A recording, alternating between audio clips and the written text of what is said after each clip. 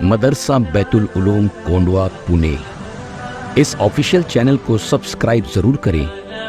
یاد رکھیے، اس سے کسی ایک شخص کو نہیں، پورے مدرسے کو فائدہ ہوگا اور آپ کو اجر عظیم عطا ہوگا۔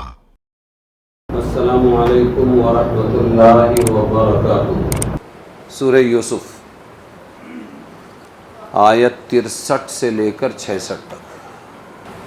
فلما رجعوا إلى أبيهم قالوا يا أبانا منع منا الكيل فأرسل معنا أخانا نكتل وإنا له لحافظون قال هل آمنكم عليه إلا كما آمنتكم على أخيه من قبل فالله خير حافظا وهو أرحم الراحمين ولما فتحوا متاعهم وجدوا بضاعتهم ردت إليهم قالوا يا أبانا ما نبغي هذه بضاعتنا ردت إلينا ونمير أهلنا ونحفظ أخانا ونزداد كيل بعير ذلك كيل يسير قال لن أرسله معكم حتى تؤتون موثقا من الله لا تأتينني به إلا أن يحاط بكم فلما آتوه موثقهم قال الله على ما نقول وكيل۔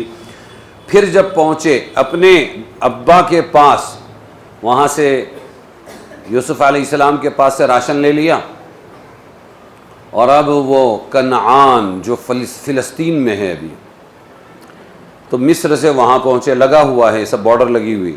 اپنے ابا کے پاس پہنچے تو سب بھائی بولے اے ابا روک دی گئی ہم سے بھرتی۔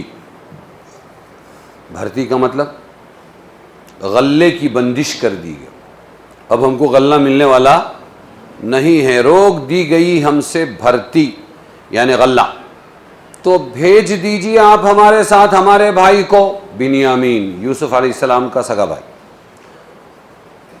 بھیج دیجیے کہ بھرتی لے آئیں یعنی غلہ لے آئیں، اور ہم اس کے نگہبان ہیں، ہم حفاظت کریں گے، یہ ہمارا وعدہ ہے۔ فرمایا یعقوب علیہ السلام نے کیا میں اعتبار کروں تمہارا اس پر، مگر ویسا ہی اعتبار جیسا میں نے کیا تھا اس کے بھائی یوسف کے بارے میں، اور تم نے کیا کیا پھر؟ کوئی حفاظت نہیں۔ اس سے پہلے تو اللہ تعالی بہتر نگہبان ہے، تم کیا نگہبانی کرو گے؟ کون نگہبان ہے؟ اور وہی ہے سب مہربانوں سے مہربان، ارحم الراحمین۔ اب یہ باتیں چل رہی تھی آپس میں کہ اب انہوں نے سامان کھولا، اور جب کھولی اپنی چیز، بندھی ہوئی چیز، اپنا سامان، جب راشن کھولا تو پائی اپنی پونجی کہ پھیر دی گئی ان کی طرف، جو انہوں نے پیسے یا سونے چاندی وغیرہ سمن کے طور پر دیے تھے، وہ اندر ہی چھپا کے واپس کر دی۔ پایا کہ ان کی چیز ان کو پھیر دی گئی، تب تو اور خوش ہو گئے، بولے اے ابا ہم کو اور کیا چاہیے، ما نبغی ہذہ یا ابانا ما نبغی، ہم کو اور کیا چاہیے، ہذہ بضاعتنا ردت الینا، یہ پونجی ہماری پھیر دی ہے ہم کو، ہمارا سمن پھیر دیا گیا، اب جائیں تو رسد لائیں ہم اپنے گھر کو اور خبرداری کریں گے اپنے بھائی کی، یعنی اب آپ اجازت دیں بھائی کو بھیجے ساتھ میں، تو ہم کیا کریں گے کہ پھر غلہ لائیں گے، رسد لائیں گے، اور بھائی کی حفاظت بھی کریں گے۔ وَنَزْدَادُ كَيْلَ بَعِيرٍ، اور زیادہ لیں گے ایک بھرتی، ایک اونٹ کی، ایک بھائی بڑھ جائے گا نا، ایک کو ایک اونٹ کے برابر راشن ملتا ہے، اور زیادہ ملے گا، وہ بھرتی آسان ہے، ذالک کیل یسیر، ہاں وہ غلہ آسان ہے۔ حضرت یعقوب علیہ السلام نے فرمایا ہرگز نہ بھیجوں گا اس کو تمہارے ساتھ، لن ارسلہ معکم، یہاں تک کہ دو مجھ کو عہد اللہ کا، البتہ پہنچا دو گے اس کو میرے پاس، تم پہلے یہ وعدہ کرو کہ میرے پاس تم اس کو برابر پہنچا دو گے، واپس لاؤ گے، الا ان یحاط بکم، مگر یہ کہ گھیرے جاؤ تم سب، تم پر بھی کوئی مصیبت آ گئی تو پھر کیا واپس لاؤ گے، خود ہی پھنس جاؤ گے۔ فلما آتاہ موثقا، اب انہوں نے کہا ہم ضرور واپس لائیں گے آپ کے بیٹے کو۔ قال اللہ علی ما نقول وکیل، تو انہوں نے فرمایا اللہ نگہبان ہے ہماری بات چیت پر۔ کون نگہبان ہے؟ جب یوسف علیہ السلام کے بھائی مصر سے غلہ لے کر واپس آئے تو مصر کا معاملے کا تذکرہ آپ نے ماجد سے کیا، ایسا تھا ویسا تھا اور بہت مہربان ہیں عزیز مصر، اس نے ہمارے ساتھ یہ معاملہ کیا، کہا کہ آئندہ اپنے چھوٹے بھائی کو لے کر آنا، اپنے چھوٹے بھائی کو کیا کرنا؟ لے کر آنا، ورنہ تم کو غلہ نہیں ملے گا، آپ آئندہ بنیامین کو ہمارے ساتھ بھیج دیں تاکہ ہم کو غلہ بھی ملے، ہم حفاظت کریں گے۔ والد ماجد نے فرمایا کہ کیا ان کے بارے میں تم پر میں ایسا ہی اطمینان کروں جیسے یوسف کو تمہارے ساتھ دیا تھا اور اطمینان کیا تھا؟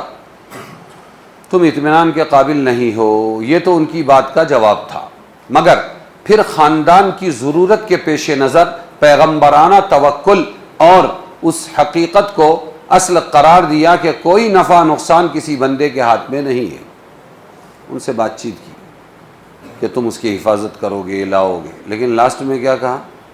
واللہ علی ما نقول وکیل، اور اللہ خیر حافظہ، اللہ ہی حفاظت کرنے والا ہے، تمہارے ہاتھ میں کیا ہے؟ اس کے بھروسے کرتا ہوں۔ فرمایا فاللہ خیر حافظہ، یعنی تمہاری حفاظت کا نتیجہ تو پہلے دیکھ چکا ہوں، اللہ کی حفاظت پر بھروسہ کرتا ہوں، اور وہ ارحم الراحمین ہے، سب سے زیادہ رحمت والا ہے۔ میری ضعیفی، میرا موجودہ غم یوسف کے بارے میں اس پر وہ نظر کر رہا ہے، اور پھر دوہرا صدمہ اگر پڑ گیا تو بھی وہی حفاظت کرنے والا ہے۔ خلاصہ ہے کہ یعقوب علیہ السلام نے ظاہری حالت اور اپنی اولاد کی عہد و پیمان پر بھروسہ نہیں کیا، عہد و پیمان لیا تو صحیح، بھروسہ اس پر نہیں کیا، مگر اللہ کے بھروسے پر چھوٹے بیٹے کو بھی ساتھ بھیجنے کو تیار ہو گئے۔ سمجھ میں آیا؟ اب انہوں نے سامان کھولا تو دیکھا کہ ان کی پونجی جو تھی وہ لوٹا دی گئی تھی۔ کہنے لگے لو اور خوشی کی بات ابا جان، اب تو ہم کو کوئی فکر بھی نہیں ہے کہ ہماری پونجی بھی لوٹا دی گئی ہے، کتنا اچھا ہے، کتنا مہربان ہے عزیز مصر۔ سمجھ میں آیا؟ سامان کھولنے کے بعد اور خوشی کا اظہار کیا، ردت الینا، ہماری طرف لوٹا دی گئی۔ ما نبغی، اب ہم کو اور کیا چاہیے؟ ما نبغی، ہم کو اور کیا چاہیے؟ ہذہ بضاعتنا ردت الینا، اور کیا چاہیے ہم کو؟ مہربانی پر مہربانی، غلہ بھی آ گیا، قیمت بھی واپس ہو گئی، عزیز مصر ہم پر بہت مہربان ہے، یہ سمجھ میں آ گیا۔ بھائی کو بھیجو گے تو اس کا حصہ مزید مل جائے گا، راشن زیادہ ہو جائے گا، ورنہ ہم بھی محروم ہو جائیں گے۔ یوسف علیہ السلام کے بھائیوں نے جملہ کہا ما نبغی ہذہ بضاعتنا، ایک مفہوم تو وہی ہے جو پیچھے گزرا ابھی، کیا ہم کو اور کیا چاہیے؟ ما نبغی، ہم کیا چاہتے ہیں؟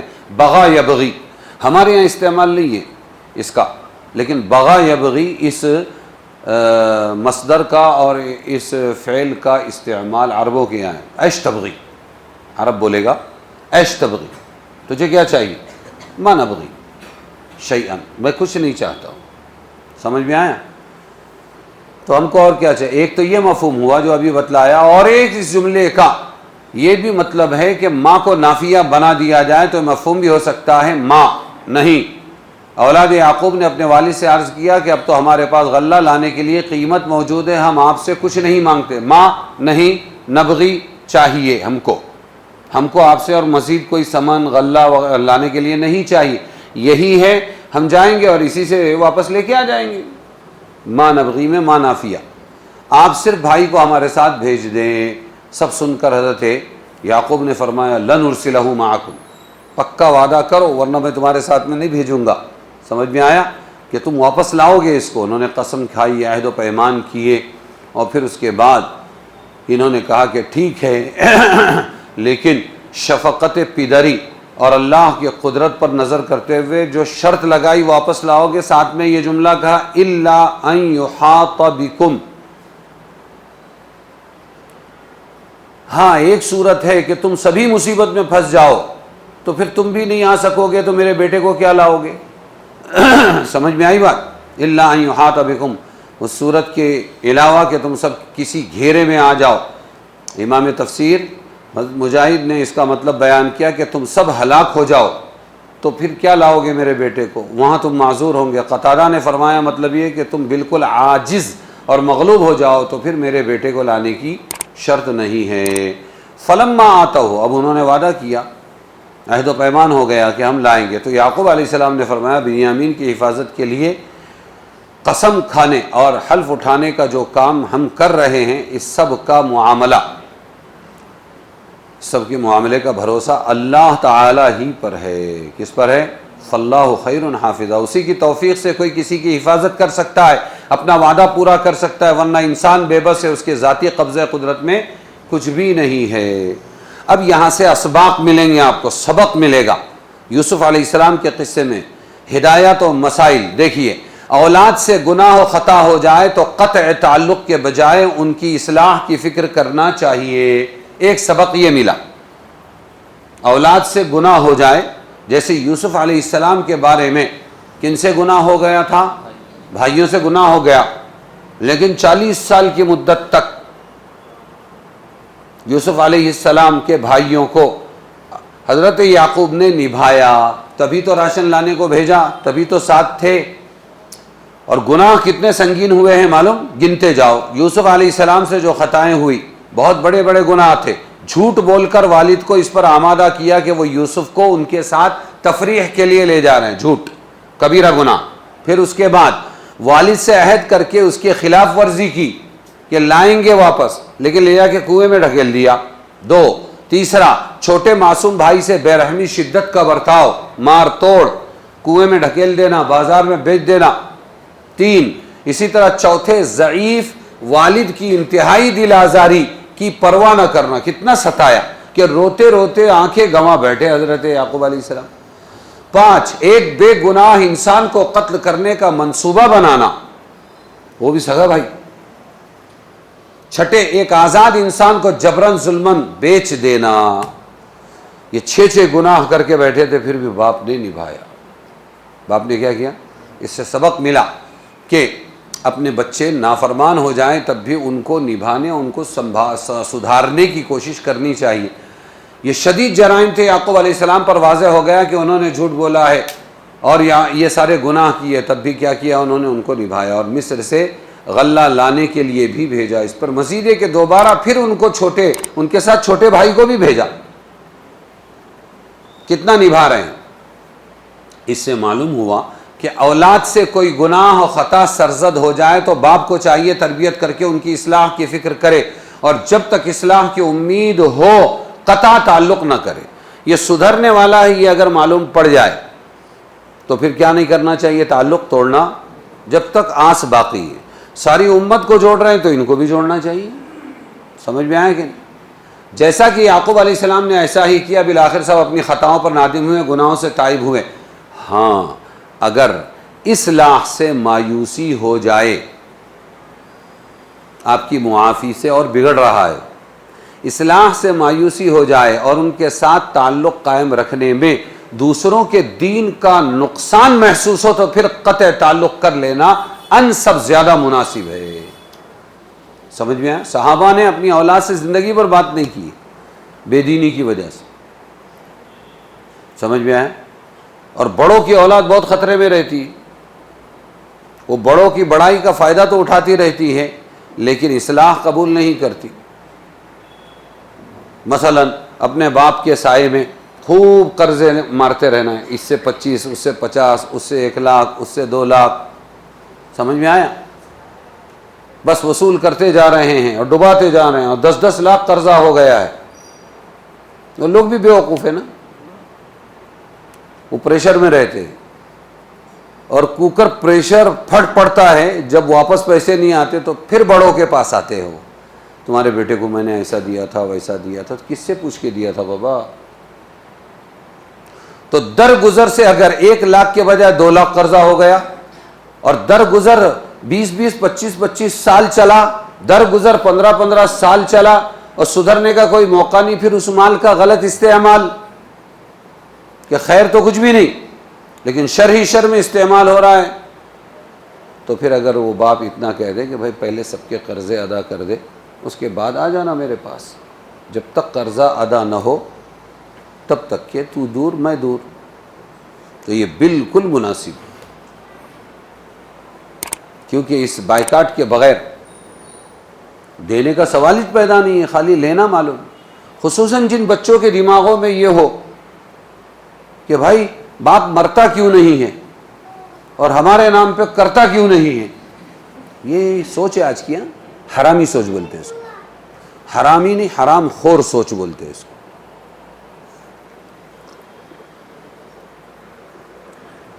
دونا ہمارا کب دیں گے؟ مرنے کے بعد دیں گے کیا؟ ہمارا ہے ہم کو دونا. تو جناب والا آپ کو مغالطہ ہی یہ ہوا ہے کہ یہ آپ کا ہے. جب تک آپ کا باپ زندہ ہے اس کا جو ہے وہ تو اس کا ہے ہی، اولاد کا جو ہے وہ بھی باپ کا ہے. کئی واقعات ہیں. ایک آیا، اے اللہ کے رسول صلی اللہ علیہ وسلم، میرے ابا چوری سے میرے جیب میں سے پیسے نکال لیتے ہیں، میں کیا کروں؟ فرمایا بلا کے لا تیرے باپ کو. وہ بلایا اس نے. یہ کیا کہہ رہا ہے کہ ہاں مجھے ضرورت پڑتی ہے اس لیے میں پیسے نکال لیتا ہوں اس کی جیب میں سے. آپ نے یوں گچنڈی پکڑی اس چھوکرے کی، ایسی گچنڈی پکڑی اور یوں ڈھکیل کے دیا بڈھے کی طرف اور یوں فرمایا انتا ومالوکا لی ابی، تو بھی تیرے باپ کا، تیرا مال بھی تیرے باپ کا. اور کتنی حرام خور سوچ آ گئی آج کل. تو سمجھتا ہے کہ یہ تجھ سے وفا کرتے ہیں، وفا کی آڑ میں یہ تجھ سے جفا کرتے ہیں، تیری دولت کو تیرے مال کو پانے کے لیے یہ رات دن تیرے مرنے کی دعا کرتے ہیں اور بدلے میں کپڑے بھی اتار لیں گے. کیا کر لیں گے؟ اس سے زیادہ نیچ سوچ کہ صاحب مال موجود ہے، تیرے کو کھلا پلا کے 20 سال 25 سال 30 سال کا بنایا، تیرے کو کیا کیا کہ تیرا نکاح کرایا، تجھے پالا، تیرے بیوی کو پالا، تیرے بچوں کو پالا. سمجھ میں آیا؟ کہیے کہ ان کے نکاح بھی کر کے دے دیے، لیکن پھر بھی جو نیگیٹو مائنڈ ہے وہ ہے کہ یہ مریں گے کب اور ان کا مال ہمارا ہوگا کب. سمجھ میں آیا؟ تو وہ یہی چوکے ہیں کہ یہ ان کا ہے، تیرا ہے ہی نہیں.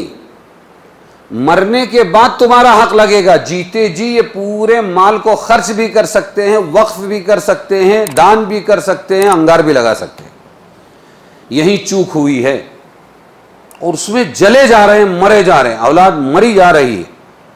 ہمارے باپ کو عقل نہیں ہے. بعض مسلمان اولاد تو یہاں تک کہتے ہیں ہمارے باپ نے کتنے دور کھیت لے لیا اور ہم کو بولتے جاؤ ادھر نگرانی کرو. کون جائے گا اتنے دور؟ بیچو، لاؤ، بینک میں رکھیں گے، سود کھائیں گے ہم. مسلمان کی اولاد کیا کھانے کو تیار ہے؟ تو اس کو اچھی طرح سمجھو. ایک سبق کیا ملا کہ اولاد نافرمان ہو جائے تو قطع تعلق نہ کرے، اصلاح کی کوشش کرے. لیکن کہاں تک بتایا ہے؟ ہاں اگر اصلاح سے مایوسی ہو جائے ان کے ساتھ تعلق قائم رکھنے میں. جب تعلق قائم رہتا ہے، ابھی بھی باپ کے ساتھ ہے ہی، باپ بہت بڑا ہے، دیے 25,000 30,000 باپ سے وصول کریں گے اپنے. سمجھ میں آیا نا؟ تو اگر تعلق رکھنے میں دوسروں کے دین کا ضرر محسوس ہو کہ دوسرے بیچارے نقصان اٹھائیں گے تو پھر قطع تعلق کر لینا جائز نہیں. انسب افعال التفضیل مناسب سے انسب ہے، وہ زیادہ مناسب ہے کہ قطع تعلق کر لے. اور پھر اتنا اوپنلی کہ کوئی دشمنی نہیں بیٹا تیرے سے، یہ سب کے قرضے ذرا دے دے پہلے، اس کے بعد میں آ جا. بالکل صحیح ہے نا؟ ایک ہدایت یہ بھی حسن معاملہ حسن خلق کا سبق ملا. یعقوب علیہ السلام سے ظاہر ہوا صاحبزادوں کے اتنے شدید جرائم کے باوجود ان کا معاملہ ایسا رہا، دوبارہ چھوٹے بھائی کو ساتھ لے جانے کی درخواست بھی قبول کر لی. تو حسن معاملہ کرتے رہنا شریفوں کا کام ہی یہ ہے. تیسری، ایسی صورت میں بغرض اصلاح خطا کار کو جتلا دینا بھی مناسب ہے کہ تمہارے معاملے کا تقاضا تو یہ تھا کہ تمہاری بات نہ مانی جاتی مگر ہم اس سے درگزر کرتے ہیں، بتا کے معاف کرو تاکہ احساس تو ہو. سمجھ میں آیا؟ هل آمنکم علیہ الا کما امنتکم علی اخیہ من قبل، ہے نا؟ ایسے بھروسہ کروں جیسے اس کے بھائی بنیامین کے بھائی یوسف پر اس سے پہلے میں تم پر بھروسہ کر چکا تھا اور کتنا بھروسہ نبھایا. کون کہہ رہے ہیں؟ یعقوب علیہ السلام. تو جتلا دینا یہ جائز ہے. سمجھ میں آیا؟ تاکہ سامنے والے کو احساس ہو جائے. ہاں پھر اس کے بعد اور کرم کرو، مہربانی کرو. سمجھ میں آیا؟ چوتھے، کسی انسان کے وعدہ اور حفاظت پر حقیقی طور سے بھروسہ کرنا غلطی ہے. آپ سبب کے درجے میں پورا وعدہ لو، لکھا پڑھت کرو، سب کرو، پھر بھی بھروسہ اس پر مت کرو. اب اپنے دل کو سمجھاؤ، اے اللہ بھروسہ تو تجھ پر ہے، یہ کیا پورا کرے گا بھروسہ اور وعدہ؟ بات سمجھے؟ یہ بھی سمجھ میں آیا اس سے؟ ارے سمجھے کہ نہیں سمجھے؟ جیسے انہوں نے کیا کہ سب اللہ ہی کی قدرت میں فاللہ خیر حافظہ فرمایا، وعدہ لینے کے بعد کیا فرمایا؟ حفاظت کرنے والا میرے بچے کا کون ہے؟ اللہ ہی ہے. یہ راز سمجھنے کی ضرورت ہے. کچھ کم علم بڑے ذمہ دار لوگ بہک گئے اور یوں کہنے لگے کہ ارے صرف اللہ پہ بھروسہ کرنا ہے، اسباب بالکل اختیار نہیں کرنا ہے. اسباب کا انکار کیے بغیر ایمان مضبوط نہیں ہوگا. وہ بھی غلط، وہ بزرگان دین بھی غلط. اور کچھ لوگ ایسے ہیں، صدام حسین جیسے لوگ، وہ کچھ ایسے کہ اتنی تیاری کی، وَأَعِدُّوا لَهُم مَّا اسْتَطَعْتُم مِّن قُوَّةٍ وَمِن رِّبَاطِ الْخَيْلِ تُرْهِبُونَ بِهِ عَدُوَّ اللَّهِ وَعَدُوَّكُمْ، کہ جنگ کی تیاری کرو، گھوڑے پالو. مَّا اسْتَطَعْتُم مِّن قُوَّةٍ، قوت جمع کرو، مِن رِّبَاطِ الْخَيْلِ، جس سے تم دشمنوں کو ڈراؤ. تُرْهِبُونَ بِهِ، میزائل، سکڈ میزائل، کلیشن کوپ، یہ مشین، وہ ٹینک، سب جمع کرو. فوجیں اسپیشل فورس ہے، کوئی اس تک پہنچ نہیں سکتا، ایسی فوج بنا رکھی ہے. یہ سب کرتے رہے بیچارے، اسباب میں لگے تو اتنے لگے کہ اللہ کو بھول گئے. اور اسی کے منہ سے یہ نکلا تھا. باس پارٹی کا وہ ذمہ دار تھا، صدر تھا، اور وہ یہ کہا کرتا تھا کہ قرآن پاک اونٹوں کے زمانے کا ہے، راکٹ کے زمانے میں نہیں چل سکتا. یہ کیسے مسلمان؟ تو اللہ ہی کو چھوڑ دیا. کچھ نے پکڑا تو اسباب ہی کو پکڑا، اللہ کو چھوڑا. کچھ نے صرف اللہ کو پکڑا اور اللہ کے کہے ہوئے اسباب کو چھوڑ دیا. ایسے بھی بزرگان دین موجود ہے. سمجھ میں آیا؟ دونوں غلط. صحیح ترتیب یہ ہے، ایک طرف یعقوب پورا وعدہ لے رہے ہیں، سچ بولو، لاؤ گے میرے بیٹے کو، مجھے تم عہد دو، میثاق دو، اور پھر اس کے بعد اسباب بھی اختیار کیے اور ساتھ میں فاللہ خیر حافظہ. اب اللہ ہی پر اصل بھروسہ ہے. اے اللہ یہ کیا حفاظت کریں گے، یہ کیا حفاظت کریں گے، حفاظت تو تیرے. اس کو کہتے ہیں قرآن، اس کو کہتے ہیں توازن. یہ طریقہ نبی کا ہے. کس کا یہ؟ اس لیے رو میں بہنا نہیں چاہیے کسی کے عقیدت کے. ہاں، ذمہ داروں کو اور بیانوں کو قرآن پر پیش کرو. سمجھ میں آیا؟ قرآن کو ان پر فٹ مت کرو.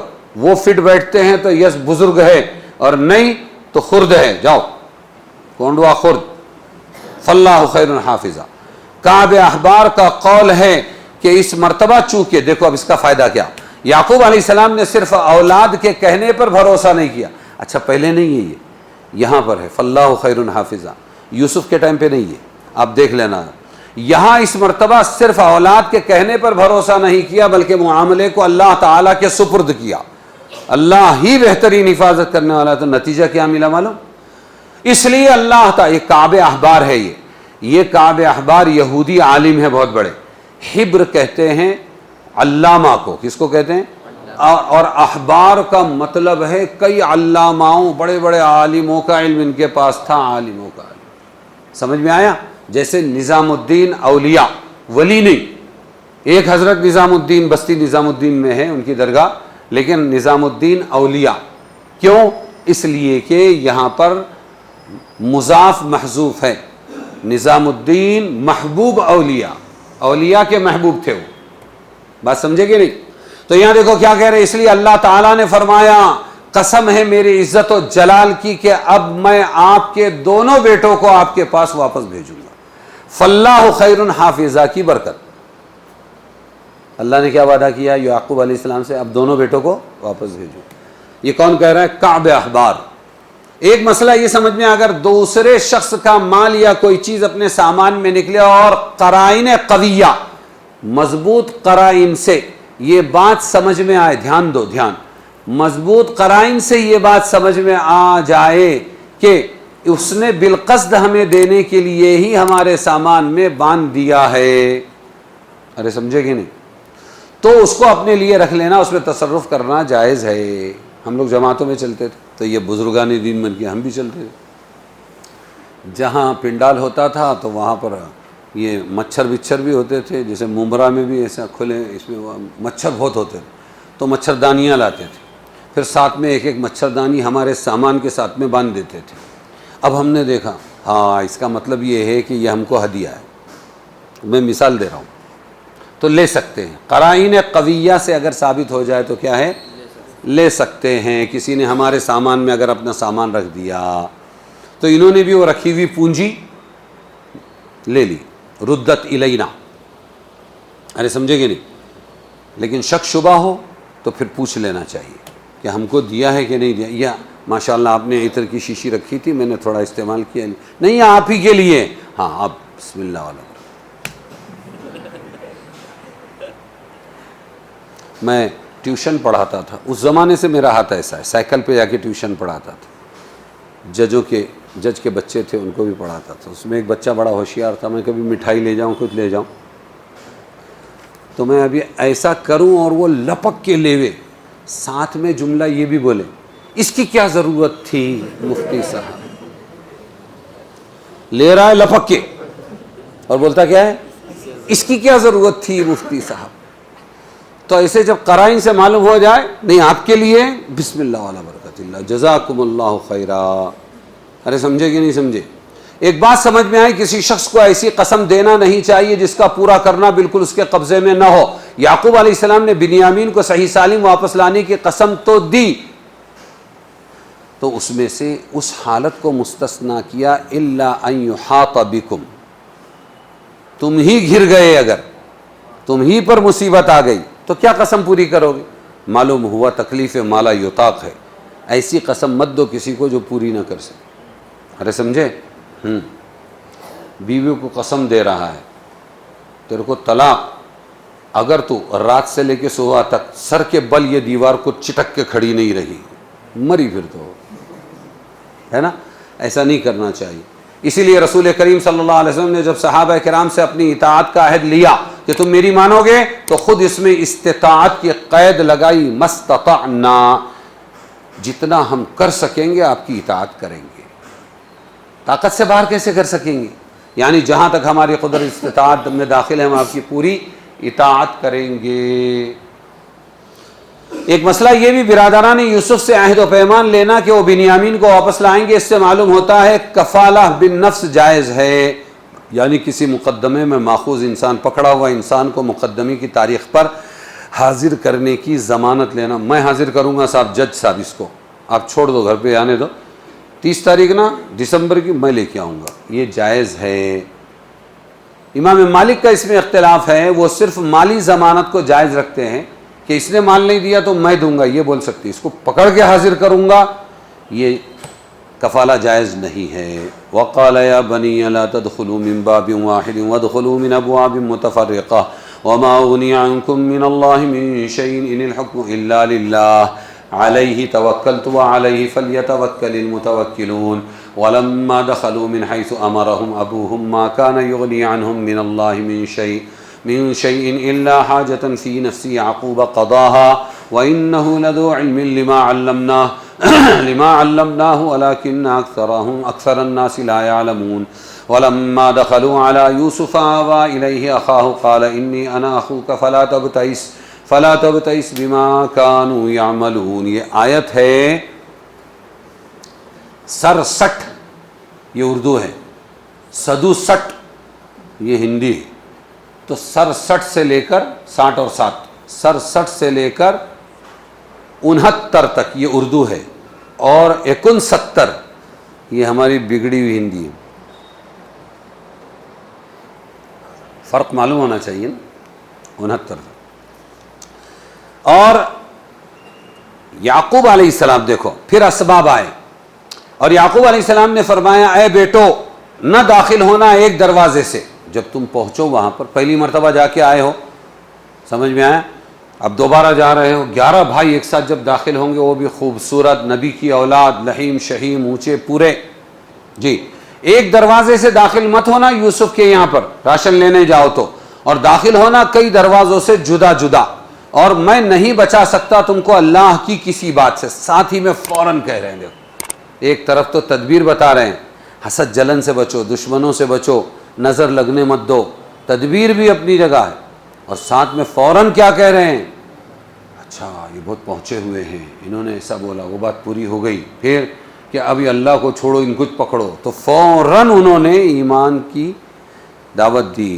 کیا کہا؟ وما اغنی عنکم من اللہ شیئا، میں ایک تدبیر بتا رہا ہوں تم کو شر سے بچنے کی، وما اغنی، اور میں نہیں بچا سکتا تم کو اللہ کی کسی بات سے۔ پھر بھی اللہ کو کچھ کرنا ہے، تکلیف پہنچانا ہے، پہنچا کے رہے۔ ان الحکم الا للہ، کیا فرما رہے ہیں؟ میں تم کو اللہ کے کسی حکم سے نہیں بچا سکتا، اور حکم تو کس کا ہے؟ صرف اللہ ہی کا چلتا ہے، اسی پر میں نے بھروسہ کیا، اسی پر بھروسہ کرنے والوں کو بھروسہ کرنا چاہیے۔ اور جب داخل ہوئے جہاں سے کہا تھا، اب پہنچے وہاں اور داخل ہوئے بیٹے جہاں سے کہا تھا، الگ الگ دروازے سے، دو یہ دروازے، دو وہ، اکیلے بچے بنیامین تو یہ لوگ داخل ہوئے جہاں سے ابا نے کہا تھا، وہاں سے کچھ نہیں بچا سکتا تھا ان کو اللہ کی کسی بات سے، مگر ایک خواہش تھی یعقوب کے جی میں، سو پوری کر چکا۔ آیت پڑھ رہا ہوں، دیکھو، ما کان یغنی عنہم من اللہ من شیء الا حاجۃ فی نفس یعقوب قضا، یہ ایک خواہش تھی کہ میں میرے بچوں کو کچھ حفاظتی تدبیر بتا دوں، باقی اللہ کے فیصلے سے یعقوب بھی بچا نہیں سکتے تھے، تو دوسرے بچا سکتے ہیں؟ اسی کو ایمان کہتے ہیں، اللہ اللہ۔ وَإِنَّهُ، لیکن ساتھ میں اللہ نے تعریف بھی کی، وَإِنَّهُ لَذُو عِلْمٍ لِمَا عَلَّمْنَا، اور وہ تو یعقوب تو بڑے خبردار تھے، جو کچھ ہم نے ان کو سکھایا اس کے بارے میں ان کو علم تھا، وَلَكِنَّ أَكْثَرَ النَّاسِ لَا يَعْلَمُونَ، لیکن بہت لوگ خبر نہیں رکھتے۔ اور جب داخل ہوئے یوسف علیہ السلام، یوسف کے پاس اپنے پاس رکھا اپنے بھائی بنیامین کو، قالا، اور تنہائی میں کہا، تحقیق کہ میں ہوں تیرا بھائی، تو غمگین مت ہو ان کاموں سے جو انہوں نے کیے ہیں۔ سمجھ میں آیا؟ سب کو دو دو کو ٹھہرایا الگ الگ، اب ایک بچ گیا تو کہاں ٹھہرے؟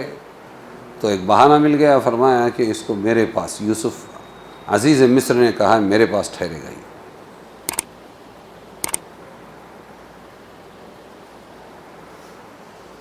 تو اس سبق کو بہت اچھی طرح سمجھنا چاہیے، غم مت کرنا، کیونکہ اب تو اللہ تعالیٰ نے ہم کو ملا دیا ہے، اب سب غم بھلا دینا چاہیے۔ یوسف علیہ السلام کے ساتھ بدسلوکی تو ظاہر مشہور ہے، رہا بنیامین کے ساتھ تو یا تو ان کو بھی کچھ تکلیف دی ہو، ورنہ یوسف علیہ السلام کی جدائی کیا ان کے حق میں کچھ کم تکلیف تھی۔ پھر دونوں بھائیوں نے مشورہ کیا، اب یہ مشورے سے طے ہوا کہ بھائی میں رکنا چاہتا ہوں، وہ بھی بولے میں بھی روکنا چاہتا ہوں، لیکن کریں گے کیسا؟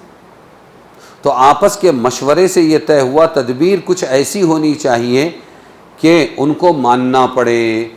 تو پھر یہ تدبیر، یہ طے پایا کہ ذرا میں ایک تدبیر تو ہے، یوسف علیہ السلام نے کہا، لیکن تمہاری بدنامی ہوگی۔ بولے میں بدنامی کی پرواہ نہیں کرتا، اب مجھے روک لو۔ تو پھر وہ صواع الملک والی بات ہوئی کہ ان کا جو پیالہ تھا یوسف علیہ السلام کا، بنیامین کے راشن میں چھپا دیا گیا، آپس کے مشورے سے ہوا۔ سمجھ میں آیا؟ یعقوب علیہ السلام نے ان کو شہر مصر میں داخل ہونے کے لیے خاص وصیت فرمائی کہ دیکھو الگ الگ جانا، کیونکہ میں نے کہا بڑے خوبصورت تھے، نبی کی اولاد تھے، ڈیل ڈول والے تھے، پہلے بھی کچھ مہربانیاں، جو بھی ہوتا ہے کتنا بھی چھپاؤ سب کو معلوم پڑ جاتا ہے، وہ سب لوگوں کو معلوم تھا۔ اب پھر آ گئے یہ لوگ، تو پھر دشمن لوگ دشمنی کریں گے، اس لیے باپ نے ان کو دشمنی سے بچنے کی تدبیر تو بتا دی۔ معلوم ہوا کہ اللہ پر بھروسہ کر کے تدبیریں چھوڑ دینا بھی غلط ہے، ساتھ ہی کہہ رہے ہیں وہ کہ اللہ ہی کی چلتی ہے، لیکن تدبیر بھی پوری کی انہوں نے۔ کسی بد نظر کی نظر لگ جائے جس سے ان کو کوئی تکلیف ہو، یا اجتماعی طور سے داخل ہونے کی وجہ سے کچھ لوگ حسد کرنے لگے، ہاں تکلیف پہنچائے۔ حضرت یعقوب علیہ السلام نے ان کو یہ وصیت پہلی مرتبہ نہیں کی، اس دوسرے سفر کے موقع پر فرمائی، اور اس کی وجہ یہ کہ پہلی مرتبہ تو عام لوگ تھے، کوئی خاص ان کی حیثیت نہیں تھی، عام مسافر آتے تھے، یہ پھٹے پرانے حال تھے، کھانا پینا نہ ہونے کی وجہ سے پچکے ہوئے گال تھے وغیرہ وغیرہ، لیکن اب کیا ہوا کہ غیر معمولی اکرام کیا تھا انہوں نے، جس سے عام ارکان دولت شہر کے لوگوں میں تعارف ہو گئے، آ گئے ہیں وہ لوگ، بہت چلتی ان کی یوسف کے پاس، ایسا ہوتا ہے۔ تو یہ خطرہ ہو گیا کسی کی نظر نہ لگ جائے، اس لیے یہ انہوں نے نصیحت کی۔ نظر بد کا اثر حق ہے۔ نظر بد کا اثر کیا ہے؟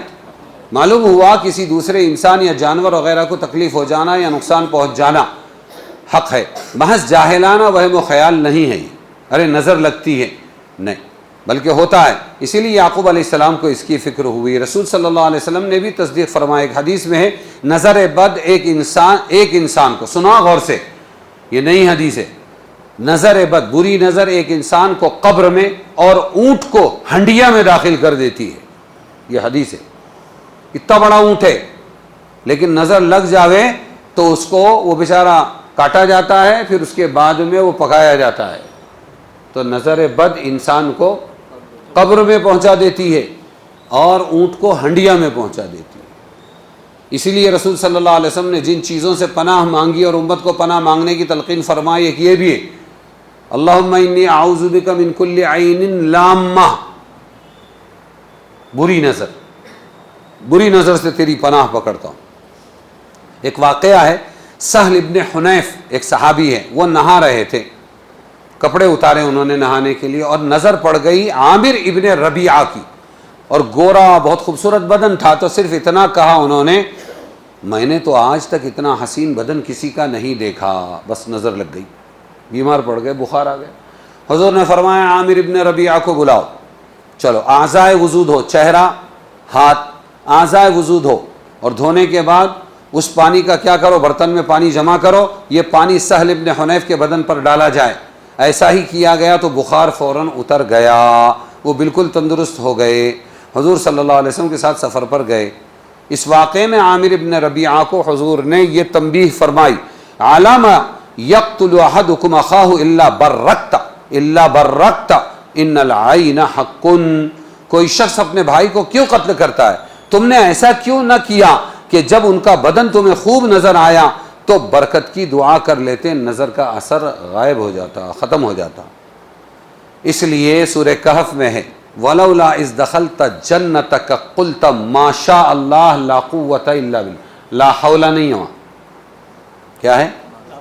ما شاء اللہ لولا قلتا ہے وہ، وَلَوْلَا إِذْ دَخَلْتَ جَنَّتَكَ، إِذْ دَخَلْتَ جَنَّتَكَ، جب اپنے باغ میں تو داخل ہوا، تجھے ڈبل دیا تھا اللہ تعالیٰ نے، تو داخل جب ہوا تو نہ یہ باغ کبھی ختم ہوگا، نہ ہم کبھی غریب ہوں گے، اور تو ہمیشہ ایسا ہی بھیک منگا رہے گا۔ تو نہیں کہا تھا نا مجھے؟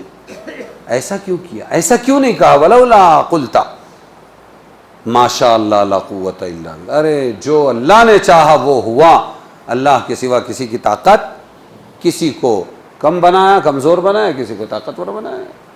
تو یہ ہے نظر بد سے بچنے کی دعا، جو بھی چیز اچھی لگے فوراً یہ بول دو، کیا بولیں گے؟ یا برکتا، جو حدیث میں اس کا مطلب اللہ اور برکت دے، کیا بولنا ہے؟ تیرے حسن میں، جمال میں، تیرے مال میں، تیرے آل میں اور برکت دے، کیا کریں؟ ارے سمجھ میں آ گیا نہیں؟ جی، حضرت یعقوب علیہ السلام نے ایک طرف تو نظر بد یا حسد کے اندیشے سے اولاد کو یہ وصیت فرمائی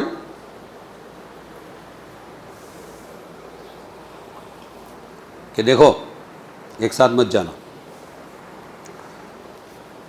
اس بنا پر معاملات میں بہت سے عوام جاہلانہ خیالات اوہام کے شکار ہو جاتے ہیں، وہ یہ کہ نظر بد کی تاثیر کسی انسان کی جان مال میں ایک قسم کا مسمرزم ہے، جادو ہے، ایسا سمجھتے ہیں نظر بد۔ سمجھ میں آیا؟ جیسے کوئی یہ کہہ رہے ہیں جیسے کوئی غذا بیمار کر دیتی ہے، ویسے ہی نظر بھی بیمار کر دیتی، گرمی سردی کی شدت سے امراض پیدا ہو جاتے۔ اسی طرح نظر بد یا جادو کے تصرفات بھی انہی اسباب عادیہ میں سے ہیں کہ نظر یا خیال کی قوت سے اس کے آثار ظاہر ہو جاتے ہیں۔ نظر لگی یا خیال آیا، اس کے اثر سے کچھ بیماریاں آ جاتی، ان میں خود کوئی تاثیر حقیقی نہیں ہوتی۔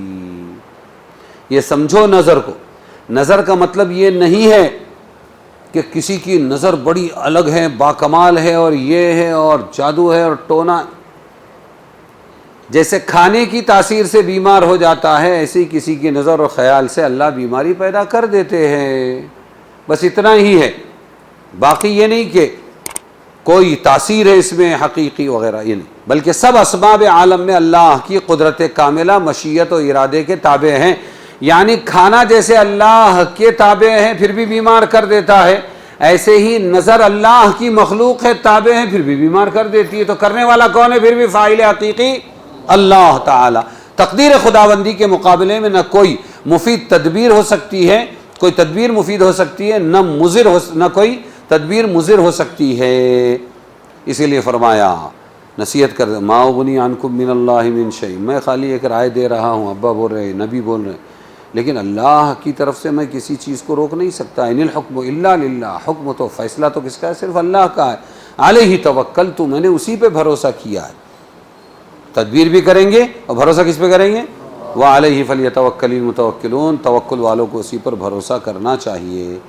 حضرت یعقوب نے جس حقیقت کا اظہار فرمایا، اتفاقاً ہوا بھی کچھ ایسا ہی کہ اسی سفر میں بنیامین کو حفاظت کے ساتھ واپس لانے کے ساری تدبیریں فیل ہو گئی اور روک لیے گئے۔ یوسف کے پاس بنیامین کیا کر لیے گئے؟ صحیح ہے کہ نہیں؟ اور بنیامین کو مصر میں روک لیا گیا، جس کے نتیجے میں یعقوب کو ایک دوسرا شدید صدمہ پہنچا، ان کی تدبیر کا ناکام ہونا، جو اگلی آیت میں منصوص ہے۔ اس کا مقصد ہی یہی ہے کہ اصل مقصد کے لحاظ سے تدبیر ناکام ہو گئی، اگرچہ نظر بد یا حسد وغیرہ سے بچنے کی تدبیر کامیاب ہو گئی۔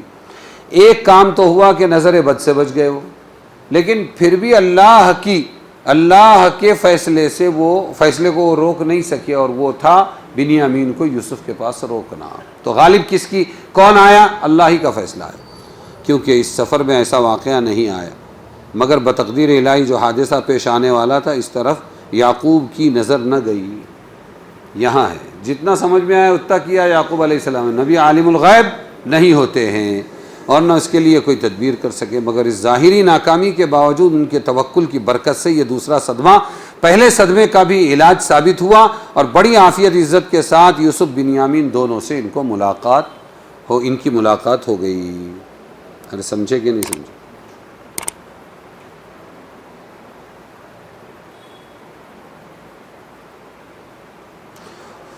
پھر اللہ تعالیٰ ان کی تعریف کرتے ہیں، وَإِنَّهُ لَذُو عِلْمٍ لِمَا عَلَّمْنَاهُ، انشاءاللہ اپن اس کو آگے پڑھیں گے، ٹھیک ہے۔